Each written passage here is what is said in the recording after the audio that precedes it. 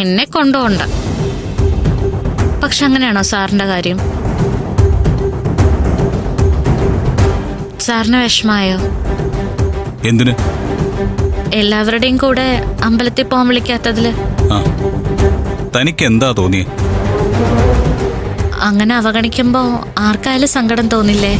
എനിക്ക് ഈ കല്യാണവും ഇഷ്ടമല്ല, കല്യാണം കഴിക്കാൻ വന്നവനെ ഇഷ്ടമല്ല.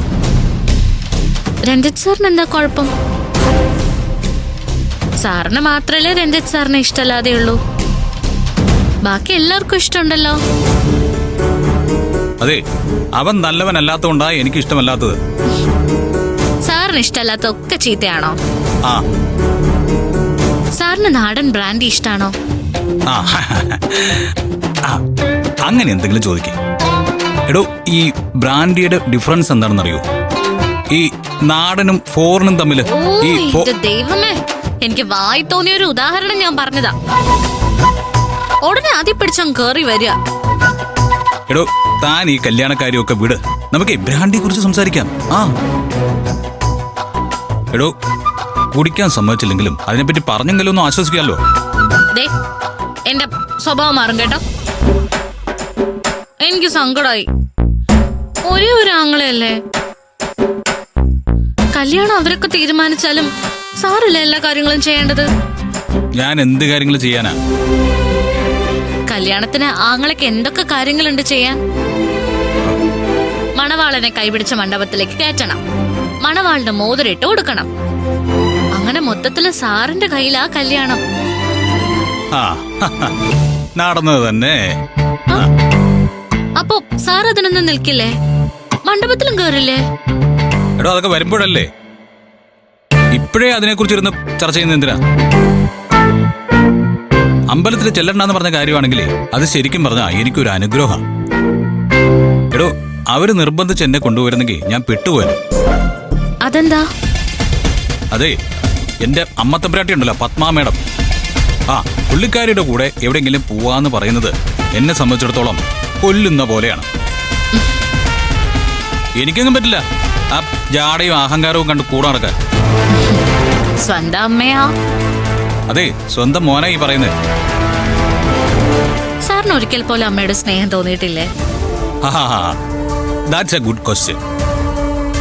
അമ്മയോടുള്ള സ്നേഹം കുഞ്ഞുനാളിലുണ്ടായിട്ടുണ്ടാവും, അത് സ്വാഭാവികം.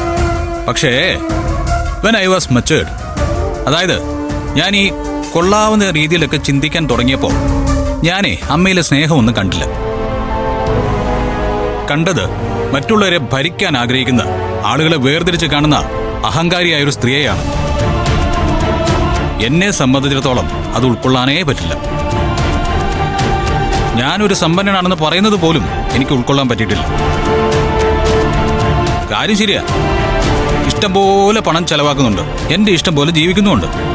പക്ഷേ ഈ കുടുംബത്തിന്റെ രീതികൾ അമ്മ നിശ്ചയിക്കുന്നത് പോലെയാണ്. എനിക്കൊരിക്കലും അതിനോട് അഡ്ജസ്റ്റ് ചെയ്ത് പോകാൻ പറ്റില്ല.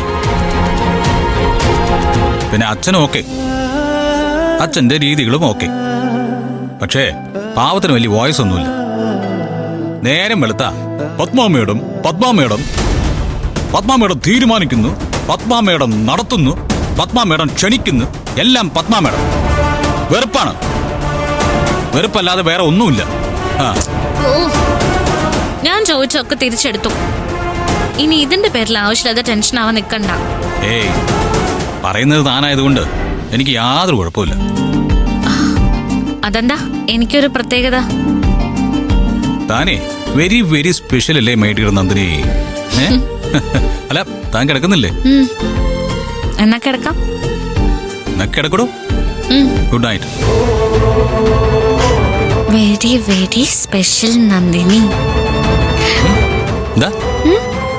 ഒന്നല്ല.